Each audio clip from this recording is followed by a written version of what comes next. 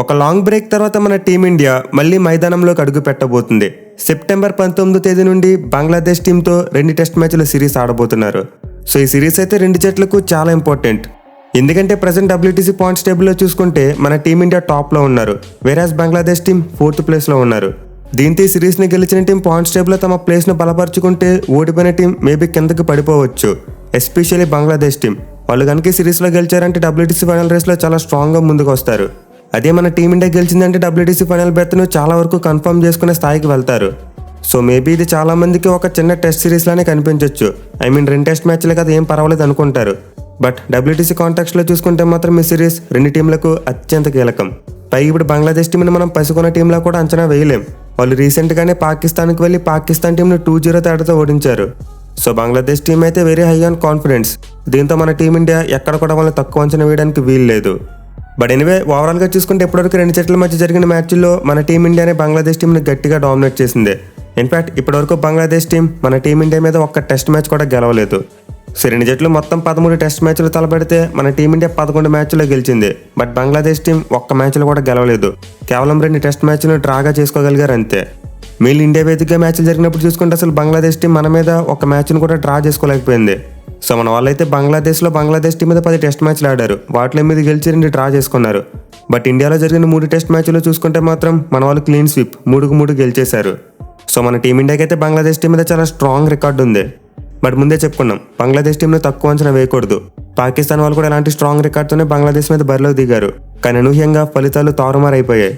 So 2 జట్ల మధ్య past record ఎలా ఉన్నప్పటికీ మనమైతే ఒక హై వోల్టేజ్ సిరీస్ చూసే అవకాశాలే ఎక్కువగా కనిపిస్తున్నాయి.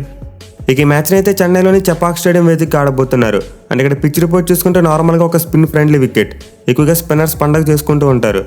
But for a change ESPN cricket info వాళ్ళ రిపోర్ట్ ప్రకారం ఈ మ్యాచ్ కోసం రెడ్ సాయిల్ వికెట్ని యూజ్ చేయబోతున్నారంట. అంటే ఈ మ్యాచ్కి వాడబోయే పిచ్ మేబీ స్పిన్నర్స్ కంటే పేసర్స్కి ఎక్కువ అనుకూలించవచ్చు. ఎందుకంటే రెడ్ సాయిల్ వికెట్ మీద బాగా పేస్ అండ్ బౌన్స్ ఉంటుంది. దీంతో పేస్ బౌలర్స్కి కొత్త బాల్తో స్వింగ్ లభిస్తుంది, అలాగే బాల్ హోల్డ్ అయిన తర్వాత కూడా రివర్స్ స్వింగ్ లభిస్తుంది. పైగా మనం లాస్ట్ టైం ఈ గ్రౌండ్లో టెస్ట్ మ్యాచ్లు జరిగినప్పుడు చూసాం, కొంతవరకు ఇంగ్లాండ్ కండిషన్స్ని పోలున్నాయి. 2021లో ఇంగ్లాండ్ టీం మన టీమిండియన్ ఇదే గ్రౌండ్లో ఓడించారు ఒక టెస్ట్ మ్యాచ్లో. సో ఆ మ్యాచ్ టైంలో కూడా ఒక రెడ్ సాయిల్ వికెట్నే వాడారు. అండ్ ఆ మ్యాచ్లో ఇంగ్లాండ్ పేసర్స్ చాలా బాగా బౌలింగ్ చేశారు. సో ఈ మ్యాచ్ కోసం కనుక రెడ్ సాయిల్ వికెట్ని వాడితే మనం ఖచ్చితంగా పేస్ బౌలర్స్ని కూడా గేమ్లో చూడొచ్చు. అట్లీస్ట్ Day 1 అండ్ Day 2లో అయినా సరే పేస్ బౌలర్స్ గేమ్లో ఉంటారు. ఆ తర్వాత ఆటోమేటిక్గా స్పిన్నర్స్ గేమ్లోకి వస్తారు, అది వేరే విషయం. అలా కాకుండా నార్మల్ బ్లాక్ సాయిల్ వికెట్ వాడితే మాత్రం Day 1 నుంచే స్పిన్నర్స్ గేమ్లోకి వచ్చేస్తారు. సో ఈ మ్యాచ్లో నాకు తెలిసి బోత్ స్పిన్నర్స్ అండ్ పేసర్స్ ఇద్దరికి కూడా ఈక్వల్ ఆపర్చునిటీ ఉంటుంది. అలాగే బ్యాట్స్మెన్ కూడా నిలబడగలిగితే ఖచ్చితంగా భారీ స్కోర్లు చేయొచ్చు. ఎందుకంటే లాస్ట్ టైం ఇదే గ్రౌండ్లో జో రూట్ ఒక డబుల్ సెంచరీ కూడా కొట్టాడు. సో మనమైతే మేబీ మ్యాచ్ కోసం ఒక న్యూట్రల్ వికెట్ని చూసే అవకాశాలు ఎక్కువగా ఉన్నాయి. ఇక గ్రౌండ్ యొక్క స్టాట్స్ విషయానికి వస్తే ఇప్పటివరకు మొత్తం 34 టెస్ట్ మ్యాచ్లు జరిగాయి. అంటే 34 టెస్ట్ మ్యాచ్లో ఫస్ట్ బ్యాటింగ్ చేసిన టీం 12 మ్యాచ్లు గెలిస్తే చేస్ చేసిన టీమ్స్ 10 మ్యాచ్లో మాత్రమే గెలిచాయి. మిగిలిన 12 మ్యాచ్లో 11 మ్యాచ్లు డ్రాగా ముగిసాయి అండ్ ఒక మ్యాచ్ టైగా ఎండ్ అయింది. అలాగే గ్రౌండ్లో ఫస్ట్ ఇన్నింగ్స్ యావరేజ్ స్కోర్ చూసుకుంటే 347 రన్స్గా ఉంది. Even second innings average score చూసుకుంటే 337 వరకు ఉంది. సో ఈ స్టాట్స్ మరి యావరేజ్ స్కోర్ బయట చూసుకుంటే ఫస్ట్ 2 డేస్ బ్యాట్స్మెన్కి ఎక్కువగా అనుకూలంగా మారే ఛాన్సెస్ కనిపిస్తున్నాయి. అదే థర్డ్ అండ్ ఫోర్త్ ఇన్నింగ్స్ విషయానికి వస్తే యావరేజ్ స్కోర్స్ అనేవి చాలా తగ్గిపోయాయి. ఎస్పెషల్లీ గ్రౌండ్లో 4th ఇన్నింగ్స్లో చేస్ చేయడం అంత సులువు కాదు, చాలా కష్టమైన విషయం. సో ఈ స్టాట్స్ అన్ని బట్టి చూసుకుంటే మోస్ట్ లైక్లీ టాస్ గెలిచిన కెప్టెన్ ముందుగా బ్యాటింగే తీసుకోవాలి. లేదా కంప్లీట్లీ రెడ్ సాయిల్ వికెట్ వాడారు, అలాగే పిచ్ మీద గ్రాస్ ఉందనుకుంటే మాత్రం టాస్ గెలిచిన కెప్టెన్ ముందుగా ఫీల్డింగ్ కూడా తీసుకోవచ్చు. ఎందుకంటే ఒకవేళ పిచ్ మీద గ్రాస్ ఉంటే స్టార్టింగ్లో పేస్ బౌలర్స్కి పిచ్ చాలా బాగా అనుకూలిస్తుంది. బట్ నేనైతే మన ఇండియన్ కండిషన్స్లో 4th ఇన్నింగ్స్లో బ్యాటింగ్ చేయడం కష్టం కాబట్టి టాస్ గెలిచిన కెప్టెన్ ముందుగా బ్యాటింగే తీసుకుంటారు అనుకుంటున్నా. ఇక గ్రౌండ్లో మన టీమిండియా రికార్డ్ విషయానికి వస్తే అద్భుతంగా ఉంది. ఇప్పటివరకు ఆడిన 34 టెస్ట్ మ్యాచ్లో 15 మ్యాచ్లు గెలిచారు, 7 మ్యాచ్ల్లో మాత్రమే ఓడిపోయారు. సో మన వాళ్ళైతే గ్రౌండ్లో చాలా వరకు అపోనెంట్ టీమ్స్ ఎప్పుడు కూడా డామినేట్ చేస్తూనే వచ్చారు. అండ్ ముందు చెప్పుకున్నట్టే బంగ్లాదేశ్ టీం మీద మనకు అద్భుతమైన రికార్డు ఉంది. But for the first time మన వాళ్ళు బంగ్లాదేశ్ టీంతో గ్రౌండ్లో మ్యాచ్ ఆడబోతున్నారు. ఇంతకుముందు ఎప్పుడు కూడా వాళ్ళతో గ్రౌండ్లో టెస్ట్ మ్యాచ్ అనేది ఆడలేదు.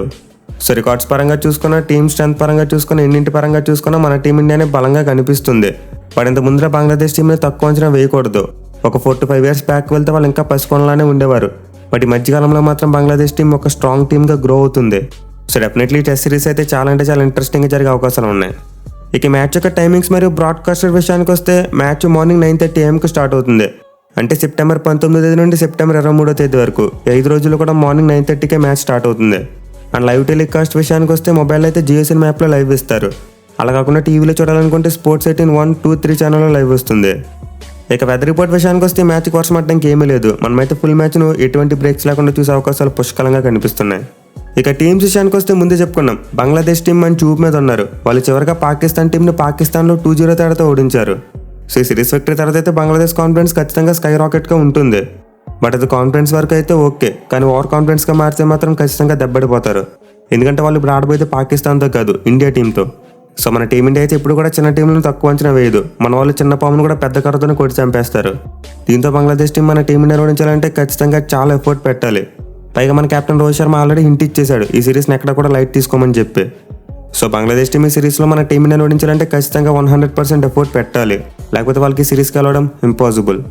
అయితే వాళ్ళ టీం విషయానికి వస్తే మాత్రం చాలా మంచిగా కనిపిస్తుంది. యంగ్స్టర్స్తో పాటు ఎక్స్పీరియన్స్ ఉన్న ప్లేయర్స్తో సమతూకంగా కనిపిస్తుంది వాళ్ళ టీం. మెయిన్ టాప్ ఆటలు ఆడుతున్న షాద్మాన్ ఇస్లాం, జాకీర్ హసన్ మరియు నజ్ముల్ హుసేన్ షాంటో, వీళ్ళు ముగ్గురు కూడా చాలా బాగా బ్యాటింగ్ చేస్తున్నారు. ఎస్పెషల్ వాళ్ళ కెప్టెన్ నజ్ముల్ షాంటో టీంను ఒక డిఫరెంట్ వేలో తీసుకెళ్తున్నాడు. సో బంగ్లాదేశ్ దగ్గర అయితే ఒక యంగ్ టాప్ ఆర్డర్ ఉంది. అండ్ మిడిల్ ఆర్డర్ విషయానికి వస్తే loaded with experience. Mushfiq Rahim, Shakib Al Hasan, Mominul Haque మరియు లిటన్ దాస్ లాంటి ఎక్స్పీరియన్స్ ఉన్న ప్లేయర్స్ చాలా మంది ఉన్నారు. ఎస్పెషల్లీ లిటన్ దాస్కు మన టీమిండియా మీద చాలా మంచి రికార్డు ఉంది. అలాగే ముమిన్ ఉల్ హక్ చూసుకుంటే ప్రజెంట్ అద్భుతమైన ఫామ్లో ఉన్నాడు. సో వీళ్ళిద్దరికి తోడు ముష్ఫిక్ రహీం మరియు షకీబ్ అల్ హసన్, వీళ్ళిద్దరు ఎక్స్పీరియన్స్ కూడా టీంకు కొండంత బలం. సో బ్యాటింగ్ విషయంలో బంగ్లాదేశ్ టీం ఎక్కడ కూడా తక్కువ అంచనా వేయడానికి వీలు లేదు. ఈవెన్ బౌలింగ్లో చూసుకున్నా కూడా టీం సమతూకంగా కనిపిస్తుంది. మెయిన్లీ కొత్త పేస్ బౌలర్ నహీద్ రాణా, అతనైతే 150 కిలోమీటర్ స్పీడ్తో బౌలింగ్ చేస్తున్నాడు. ఇన్ఫాక్ట్ పాకిస్తాన్ టీంని వైట్ వాష్ చేయడంలో అతను కీ రోల్ ప్లే చేశాడు. అలాగే తనతో పాటు ఎక్స్పీరియన్స్ ఉన్న టస్కిన్ అహ్మద్ రెండో పేసర్గా ఆడతాడు. ఈవెన్ స్పిన్నర్స్గా చూసుకున్న హసన్ మహమూద్ మరియు మెహదీ హసన్ మిరాజ్ ఇద్దరు కూడా మంచి ఫామ్లోనే ఉన్నారు. మెయిన్లీ వాళ్ళు చివరిగా పాకిస్తాన్ మీద సిరీస్కి వెళ్ళడంలో కీ రోల్ ప్లే చేసింది team game. So present Bangladesh స్క్వాడ్లో ఉన్న ప్లేయర్స్ అంతా కలిసికట్టుగా ఆడితే వాళ్ళు మన టీమిండియాని అప్సెట్ చేయగలరు. బట్ ఇండియా మీద జరగడం చాలా వరకు కష్టమైన విషయం. మేబీ వాళ్ళ సొంత గడ్డ మీద అయితే పరిస్థితి కొంతవరకు వాళ్ళకి అనుకూలంగా ఉండేది. బట్ ఇండియాని ఓడించాలంటే బంగ్లాదేశ్ టీం చాలా కష్టపడాలి. ఎనివే ఈ మ్యాచ్ కోసం బంగ్లాదేశ్ టీం యొక్క ప్రాబబుల్ ప్లేయింగ్ లెవెన్ చూసుకుంటే ఓపెనర్స్గా షాద్మాన్ ఇస్లాం మరియు జాకీర్ హసన్ బరిలోకి దిగుతారు. ఇక తర్వాత నెంబర్ 3లో నజ్ముల్ హుసేన్ షాంటో, నెంబర్ 4లో ముమిన్ ఉల్ హక్, నెంబర్ 5లో ముష్ఫిక్ రహీం, నెంబర్ 6లో లిటన్ దాస్, నెంబర్ 7లో షకీబ్ అల్ హసన్, నెంబర్ 8లో మెహదీ హసన్ మిరాజ్, నెంబర్ 9లో హసన్ మహమూద్, నెంబర్ 10లో తస్కిన్ అహ్మద్ మరియు నెంబర్ 11లో నహీద్ రాణా బరిలోకి దిగే ఛాన్సెస్ ఉన్నాయి. ఇక మన టీమిండియా విషయానికి వస్తే స్టార్టింగ్లోనే చెప్పుకున్నాం, చాలా లాంగ్ గ్యాప్ తర్వాత క్రికెట్ ఆడబోతున్నారు.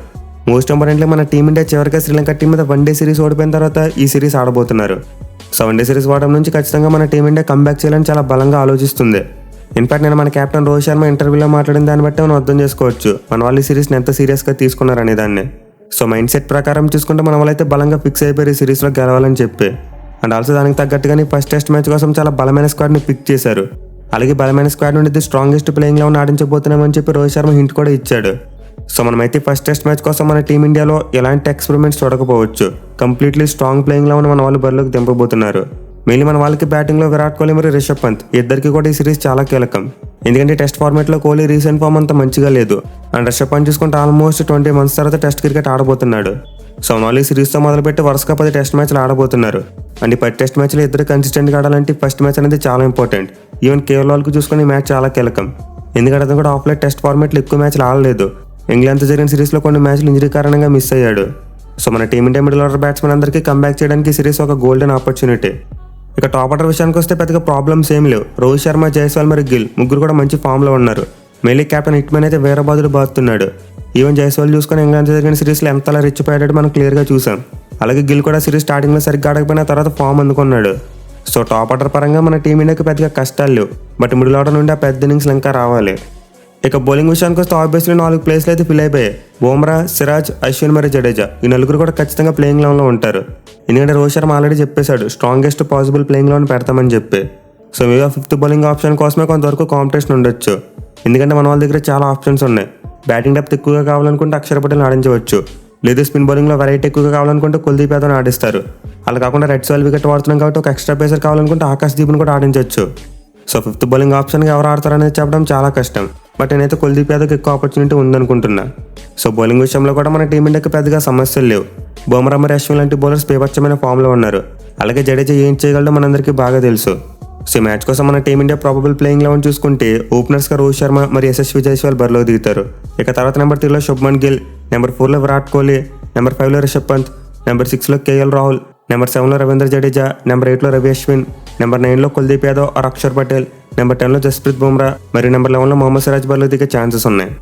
సో ఈ సిరీస్ కోసం పాస్ట్ రికార్డ్ చూసుకున్న ఆంధ్ర పేపర్ చూసుకున్న మన టీం ఇండియానే బలంగా కనిపిస్తుంది. అండ్ మన వాళ్ళైతే తమ న్యాచురల్ గేమ్ ఆడితే ఈజీగా బంగ్లాదేశ్ టీంని బీట్ చేయొచ్చు. అలా కాకుండా 2-3 రోజుల్లోనే టెస్ట్ మ్యాచ్లు ముగించాలని చెప్పి ప్రయోగాలు చేస్తే మేబీ బెట్స్ కొట్టే అవకాశాలు ఉంటాయి. సో మన వాళ్ళు టెస్ట్ మ్యాచ్ 2 రోజులు ఎంత తేడాతో గెలిచామనే దానికంటే గెలిస్తే చాలు అనే దాని మీద ఫోకస్ పెడితే బెటర్. అలా కాకుండా ఏదో చేద్దామని చెప్పి టూ మెనీ ఎక్స్పెరిమెంట్ చేస్తే శ్రీలంకతో జరిగిన సిరీస్లో చూసాం ఫలితం ఏమైందో. సో మళ్ళీ అదే రిపీట్ అవుతుంది. చూడాలి మరి గంభీర్ కోచింగ్లో ఫస్ట్ టెస్ట్ సిరీస్ ఆడబోతున్న మన టీమిండియా డామినేట్ చేసి గెలుస్తారా, లేకపోతే బంగ్లాదేశ్ టీం ఏమైనా మనకి షాక్ ఇస్తుందా అనేది.